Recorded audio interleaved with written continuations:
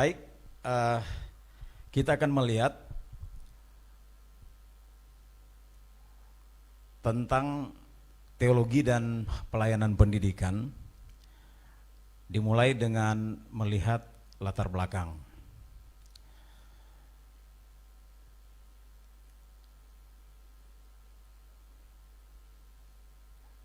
Kondisi memprihatinkan terus saja terjadi dalam kehidupan sosial masyarakat, khususnya di negara kita, Republik Indonesia. Ada begitu banyak kaum intelektual yang seharusnya menjadi panutan dalam menjalani hidup, tapi justru melakukan tindakan-tindakan tidak terpuji. Saya beri contoh tentang korupsi.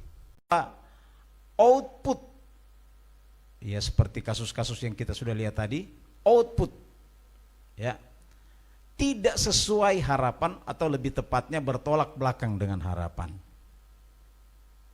Ya, produksi hasil dari dunia pendidikan, ya, mencetak orang-orang yang tidak bermoral, orang-orang yang sangat-sangat jauh dari sebutan berintegritas dan sebagainya.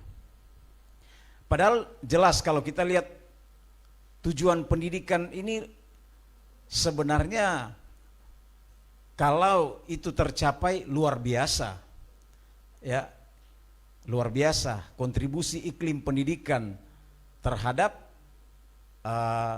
masyarakat, terhadap bangsa, terhadap negara.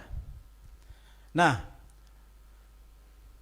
untuk tidak menjadikan tujuan pendidikan nasional itu sebuah ironi dan sebuah utopia atau impian yang terlalu tinggi, maka perlu kita melihat persoalan mendasar. Kita datang pada bagian yang kedua. Ya, kalau tadi tentang latar belakang, tentang situasi, tentang keadaan yang terjadi. Ya. Sekarang kita akan melihat pada bagian yang kedua tentang perbedaan paradigma. Ya, tentang perbedaan paradigma. Ya, dunia dan Indonesia dijejali dengan orang-orang pintar. Tapi banyak dari mereka yang menggunakan kepintaran untuk membodohi orang, pintar berbisnis, ini kelihatan baik, tapi tidak terhubung dengan Tuhan. Ya. Sehingga sifatnya begitu humanis, akibatnya mengarah pada antroposentris dan egosentris. Coba saudara perhatikan, menjunjung tinggi nilai-nilai luhur manusia. Artinya antroposentris, ya, masalah etikanya, masalah sosialnya, menjadi kreatif. Kreatif ini artinya dalam proses pendidikan kita dilatih, kemudian supaya kita terampil, ya, cepat tanggap, proaktif untuk pekerjaan-pekerjaan, ya, yang berorientasi kepada manusia, kepada lingkungan sekitar, ya. Kemudian apalagi yang terakhir, menjadi manusia sempurna. Ini manusia sempurna di sini bukan berdasarkan firman, saudara. Sempurna di sini artinya jadi jago, jago di kerja, memaksimalkan segala potensi yang ada, kekuatan, kemampuan yang ada untuk mencapai hasil-hasil demi mensejahterakan manusia itu sendiri, diri sendiri. Ya. Kemudian juga dengan orang lain kalau dia mau. Ya. Jadi kita melihat di sini bahwa memang paradigma pendidikan, apalagi yang dikeluarkan oleh UNESCO ini kan menjadi standar internasional, ya, berpusat kepada manusia. Ini paradigma pendidikan. Termasuk juga ketika itu sudah dibakukan di dalam ketetapan MPR, kita juga mengadopsi hal itu. Ya. Nah, itu paradigma yang pertama. Paradigma yang pertama adalah paradigma pendidikan materialisme. Ya. Manusia hanya dilihat sebagai makhluk yang materi saja, fisik saja, sehingga segala sesuatu berpusat kepada kebahagiaan fisik semata, apa yang kelihatan.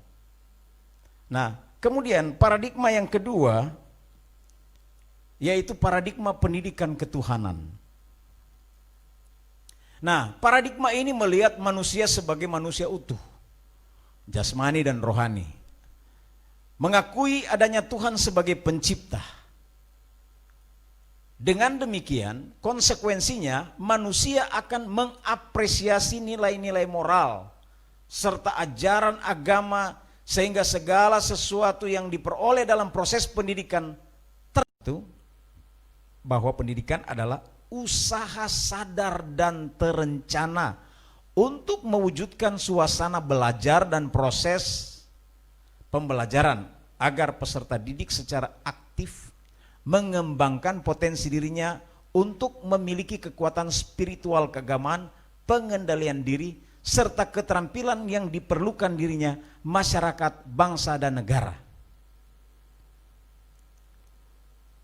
Teologi dan pelayanan pendidikan. Kita sudah melihat ya dari sudut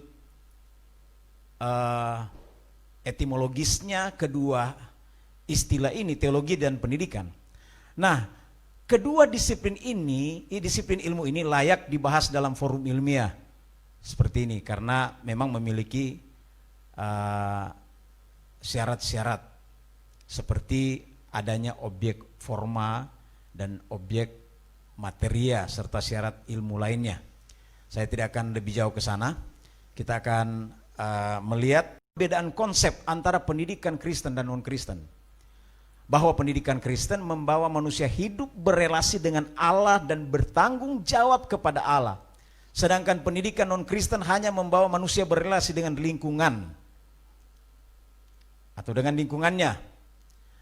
Tidak ada rasa perlu bertanggung jawab terhadap Allah. Perbedaan mencolok ini memang tidak terlihat dalam definisi pendidikan ya, menurut sistem pendidikan nasional tidak terlihat di dalam ya, dan tujuan pendidikan nasional. Tapi tentu kalau itu tidak terlihat pada definisi pendidikan menurut Sisdiknas dan tujuan pendidikan nasional, berarti itu ada pada proses. Baik itu kurikulum maupun kepada guru. Ya. Nah, mengapa teologi itu bisa memberikan solusi? Alasan paling utama adalah karena teologi itu bersifat teosentris. Peran teologi dalam bidang apapun termasuk dalam bidang pendidikan bersifat teosentris atau berpusat kepada kemuliaan Tuhan. Coba kita perhatikan Roma 11 ayat 36. Ya, minta tolong Pak Hizkia membacakan ayat tersebut. Roma 11 ayat 36 dan lanjut Roma 12 ayat 1 dan 2. Baku sambung dorang. Roma 11 ayat 36. Sebab segala sesuatu adalah dari Dia dan oleh Dia dan kepada Dia. Bagi Dialah kemuliaan sampai selama-lamanya. Roma 12 ayat 1 dan 2. Iya. Karena itu saudara-saudara, demi kemurahan Allah aku menasihatkan kamu supaya kamu mempersembahkan tubuhmu sebagai persembahan yang hidup, yang kudus dan yang berkenan kepada Allah. Itu adalah ibadahmu yang sejati. Janganlah kamu menjadi serupa dengan dunia ini, tetapi berubahlah oleh pembaruan budimu, sehingga kamu dapat membedakan manakah kehendak Allah, apa yang baik, yang berkenan kepada Allah, dan yang sempurna. Iya, amin. Jadi apapun yang kita lakukan, apapun yang kita kerjakan, termasuk keterlibatan kita di dalam dunia pendidikan, mengacu di sini, mengacu pada ayat-ayat ini. Bahkan ada banyak ayat lagi tentang hal ini, bahwa segala kemuliaan hanya untuk Tuhan. Ya, jadi kita melihat di sini paradigma yang berbeda. Kalau yang diterapkan, yang dipraktekkan, ya, oleh dunia pendidikan pada umumnya adalah itu paradigma pendidikan materialistis, sehingga segala kemuliaan bagi manusia. Sehingga jangan heran kalau terjadi ya yang tadi yang saya sudah ungkapkan, perilaku-perilaku buruk, kejahatan-kejahatan berpusat kepada kepentingan-kepentingan manusia. Ya.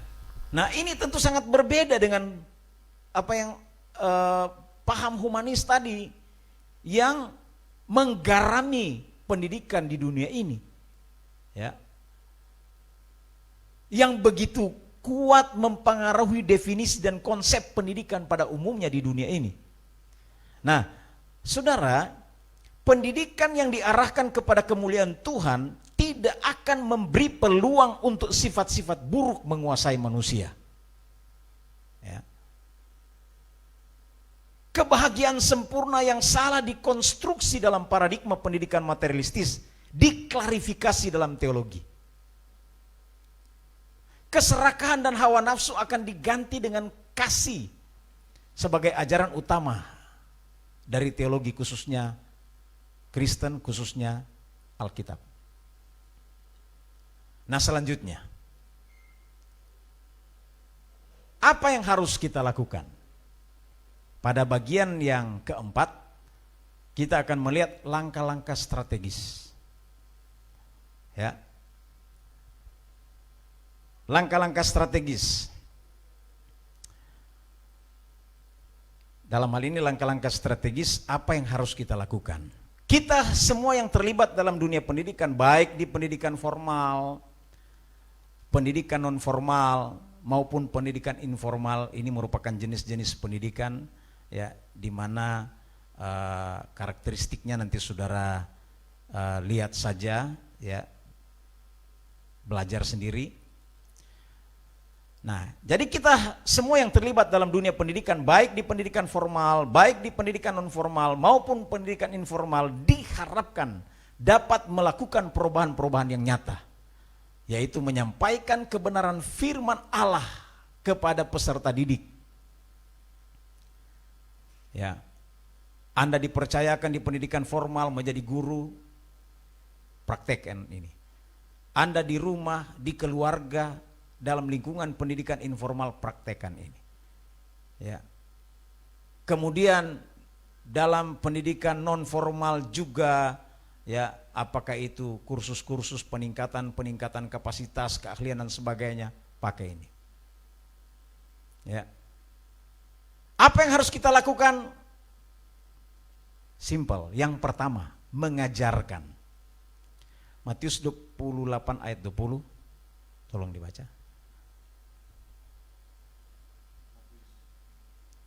28 ayat Matius 20. 28 ayat 20. Dan ajarlah mereka melakukan segala sesuatu yang telah kuperintahkan kepadamu, dan ketahuilah aku menyertai kamu senantiasa sampai kepada akhir zaman. Ajarlah. Ajar di sini dalam pengertian verbal. Ya. Bicara. Bicara apa? Bicara firman. Bicara apa? Bicara firman yang berorientasi atau berpusat kepada kemuliaan Tuhan. Tentu mengajar ini ya didahului dengan orang yang mengajar belajar dulu. Jangan tidak ada bekal ya tentang kebenaran firman Tuhan mau mengajar. Mau ajar apa? Ajar salah. Ya, dibekali dulu dengan kebenaran firman Tuhan. Seperti yang saudara lakukan saat ini ya. Di dunia pendidikan atau juga belajar otodidak tentang kebenaran firman Allah, Ya. Kemudian ajar itu firman. Nah, sebelum mengajar tentu membekali diri dengan pengajaran. Ya. Nah, untuk pendidikan informal serta pendidikan formal, teologi dan pendidikan formal yang berciri khas Kristiani barangkali ini tidak sulit. 1 Korintus 11 ayat 1. 1 Korintus 11 ayat 1, jadilah pengikutku sama seperti aku juga menjadi pengikut Kristus. Iya. Pengetahuan firman yang kita ajarkan secara verbal, bisa juga yang kita ajarkan secara tertulis, itu penting. Ya. Tetapi bagaikan dua sisi mata uang, mengajarkan tidak bisa juga dipisahkan dari mencontohkan. Ya kan? Nah, persoalan dalam dunia pendidikan, masalah klasik dalam dunia pendidikan, banyak yang mengajar tapi tidak bisa mencontohkan. Ya. Kita sudah masuk pada bagian-bagian terakhir. Saya ingat dulu saudara di satu tempat pelayanan, anak saya yang tua, Jojo masih kelas 5 SD barangkali. Dia pulang dari sekolah. Dia ketawa tetapi sinis. Sinis, dia bilang begini, Pak, tadi Pak Guru di sekolah ada mengajar tentang lapisan ozon. Dia jelaskan baik-baik. Ya. Dia jelaskan secara lancar, terperinci tentang menipisnya lapisan ozon akibat dari antara lain asap, ya. Jadi dia katakan hindari itu pembakaran sampah dan lain sebagainya, kalau boleh bikin begini, lancar sekali. Kemudian kita bilang, Pak Guru kok tidak jelaskan bagus-bagus? Iyo, kong kiapa dengan rupa nyenak senang ada terima itu pelajaran. Soalnya kok Pak Guru udah mengajar sementara baroko. Ya kan? Dalam hal ini asap mengepul itu kan salah satu penyebab. Ya. Jadi yang dia ajarkan dia tidak contohkan. Akhirnya apa? Jadi mubasir itu pengajaran. Ya. Salah lagi orang mencontohkan tapi wowo. Ya. Orang juga firman Tuhan katakan mesti ajarkan, sampaikan, beritakan, artinya bicara. Jangan cuma yang penting kita kelakuan bagus. Itu orang saudara memang banyak yang dimenangkan dengan kelakuan. Tapi saudara, iman timbul dari mendengar apa? Firman. Jadi firman yang kelakuan berjalan sama-sama. Mencontohkan atau menjadi teladan. Nah, salah satu prinsip keberhasilan kepemimpinan adalah ketika seorang pemimpin menjadi teladan. Ya. Kita menjadi pendidik, kita menjadi pemimpin. Ya. Percuma pendidik bicara soal moralitas, percuma pemimpin bicara soal disiplin, percuma pemimpin bicara soal integritas, tapi dia sendiri tidak mencontohkannya. Jadi kunci di sini adalah kita harus menjadi apa yang disebut dengan role model. Ya, role model. Role model itu artinya kita menjadi panutan, kita menjadi teladan, kita menjadi contoh. Jadi prinsip ya untuk kita masuk di dalam pelayanan ini, jadi teologi itu akan meresap benar di dalam pendidikan ketika kita melakukan dua hal ini, mengajarkan dan mencontohkan. Verbal dan role model. Ya. Baik. Kemudian kita datang pada bagian akhir, yaitu penutup. Untuk menciptakan output yang bermoral dan berintegritas, peran teologi dalam pelayanan pendidikan begitu urgen. Bahkan teologi menjadi katalisator untuk sebuah transformasi yang radikal dalam bidang pendidikan. Ya, apa itu katalisator? Katalisator adalah sesuatu yang menunjukkan atau menjadi motor perubahan, ya, menjadi motor penggerak. Nah, untuk itu diperlukan keterbebanan serta komitmen kuat dari semua yang terkait dalam dunia pendidikan, karena menyadari bahwa ini adalah panggilan kudus yang dipercayakan Tuhan pada kita. Satu hal yang saya mau katakan di sini, bahwa dengan kekuatan kita tidak mampu. Ya. Itu sebabnya kita harus berserah, bersandar kepada kekuatan Roh Kudus. Sebab Roh Kudus adalah guru besar yang agung yang memampukan kita untuk menjalankan misi, menjalankan pelayanan, menjalankan segala sesuatu tanggung jawab secara utuh dan sempurna. Karena dialah yang menyempurnakan pekerjaan kita. Tuhan memberkati. Amin. Terima kasih Pak Pendeta Riki. Kita jadi tahu hari ini tentang betapa pentingnya teologi dalam pelayanan pendidikan, agar kita ada di arah yang benar menuju kepada fokus kita, Kristus Yesus. Nah, ada dua pertanyaan Pak Pendeta. Yang pertama ini ada dari Doan Asa. Jadi mohon katanya dijawab. Izin bertanya, kalau tadi Mener katanya sebutkan manusia itu utuh, itu mengakui adanya Tuhan. Mohon penjelasan bagaimana dengan orang ateis yang tidak mengakui adanya Tuhan. Apakah mereka disebut manusia utuh atau bagaimana? Terima kasih. Ya, pertanyaan yang bagus. Langsung dijawab atau mau? Ya. Manusia utuh.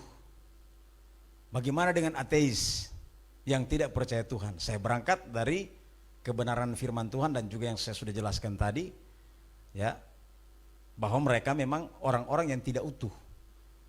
Sehingga betapapun mereka membangun konsep pendidikan, tetap berpusat kepada manusia yang tak kenal Tuhan. Sehingga guna apa bertanggung jawab kepada Tuhan? Mereka tidak percaya Tuhan, jadi mereka bertanggung jawab kepada kekuatan diri sendiri, apa maunya diri sendiri. Ya, barangkali seperti itu.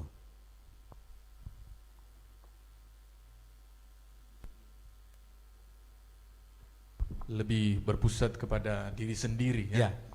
Arah pendidikannya lebih berpusat pada diri manusia, makanya tadi pakai istilah human centris, ya, atau pusatnya kepada manusia. Dan ada pertanyaan yang dari mahasiswa yang sama, bertanya lagi, dalam paradigma pendidikan materialistis, nah di salah satu slide mungkin ya, maksud dari menolak hubungan manusia dengan Tuhan itu seperti apa? Bisa tolong jelaskan secara spesifik maksud dari menolak hubungan manusia dengan Tuhan dalam konteks pendidikan materialistis.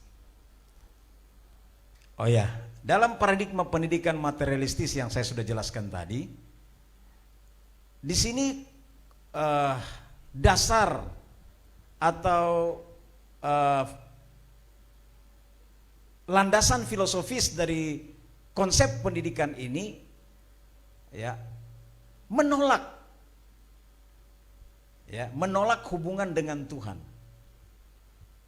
Ya, artinya mereka tidak mau ada hubungan dengan Tuhan. Yang jelas kondisi ini adalah mereka tidak percaya Tuhan. Nah, saudara, sehebat apapun ya konsep yang kita bangun, ketika itu berpusat kepada manusia dan tidak terkoneksi, ya, tidak ada relasi dengan Tuhan, maka tanggung jawab, ya, moral kita, ya, tanggung jawab rohani kita tidak ada. Jadi suka-sukanya kita. Kalaupun kita berbaik-baikan kepada orang, bukan karena kita berbaik. Berbaikan itu karena unsur takut kepada Tuhan. Tetapi unsur kita mesti baik-baik pada dia supaya dia baik-baik pada kita. Yang saya heran, banyak orang Kristen sekarang bikin seperti itu. Kita mesti baik-baik pada dia supaya dia baik-baik pada kita. Itu nyandak takut Tuhan itu, saudara. Ya. Jadi kalaupun ada sikap-sikap luhur yang kelihatannya sama dengan Alkitab, tapi itu tidak sama. Ya, sebab itu tidak untuk kemuliaan Tuhan, cuma untuk mempertahankan, ya, mempertahankan diri saja itu. Ya, kita baik pada dia supaya dia baik pada kita. Kita tertawa supaya dia tertawa. Kita kelihatan menolong supaya dia tolong. Jadi sebenarnya berpusat kepada kita. Beda dengan konsep Kristiani. Kita mengasihi orang, ya, bukan karena ada udang di balik bakwan, saudara. Tapi karena memang kita mengasihi Tuhan. Kita memberi persembahan, ya, bukan bikin hitung-hitungan ekonomi, tidak, tapi karena kita mengasihi Tuhan. Ya, sementara kalau konsep dunia lain, ya, segala sesuatu diperhitungkan timbal baliknya. Ya, barangkali seperti itu. Terima kasih. Ini pertanyaan yang terakhir, kita mengingat waktu. Apakah semua teologi bisa dikatakan sebagai katalisator atau roda penggerak untuk transformasi yang radikal? Kalau iya, apakah ada contoh teologi yang jadi dasar katalisator transformasi yang radikal untuk saat ini? Kira-kira ya, pertanyaan yang cukup menggelitik, saudara. Semurni-murninya seorang berbicara tentang teologi, memang harus diakui tidak akan lepas dari mana dia datang. Jadi saudara, teologi saya, ya, tentu saja akan berkata bahwa ini itu betul. Tetapi sebagai seorang pengajar firman, ya, mau mengatakan bahwa kebenaran yang sempurna hanya datang dari Tuhan. Jadi persoalan tadi, apakah ada teologi yang berbeda, barangkali itu pembahasannya di lain. Tapi yang pasti yang saya mau angkat di sini bahwa teologi yang berpusat kepada Tuhan artinya selalu memperbaiki pemahamannya dengan melihat kepada apa yang Tuhan inginkan melalui pekerjaan Roh Kudus. Itu yang menyempurnakan pandangan seseorang. Dapat juga dikatakan teologi seseorang, sehingga dapat dikatakan itu benar. Ya, sudah pasti kalau seperti itu konsepnya, maka teologi itu adalah katalisator atau sebagai roda penggerak atau sebagai dinamisator yang membuat perubahan yang signifikan dalam khususnya yang kita bahas hari ini, pelayanan pendidikan.